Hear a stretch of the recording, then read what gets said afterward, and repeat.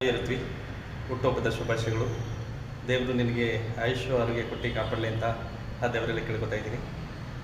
ನಮ್ಮ ಅಮೃತಗನ ಫ್ಯಾಮಿಲಿಯಿಂದ ಯಾರು ವಿಶ್ ಮಾಡಿಲ್ಲ ಅಂತ ಅನ್ಕೋಬೇಡ, ಎಲ್ಲ ಮಲ್ಟಿಲಿ ವಿಶ್ ಮಾಡ್ತಾಯಿದ್ದಾರೆ, ಎಲ್ಲ ಬಿಜಿ ಇದ್ದಾರೆ. ಅದಕ್ಕೋಸ್ಕರ ನಾನು ಅಮೃತಗನ ಫ್ಯಾಮಿಲಿಯಿಂದ ನಿನಗೆ ಹುಟ್ಟುಹಬ್ಬದ ಶುಭಾಶಯಗಳು ಹೇಳ್ತಾ ಇದ್ದೀನಿ. ಮತ್ತೊಮ್ಮೆ ಹುಟ್ಟುಹಬ್ಬದ ಶುಭಾಶಯಗಳು.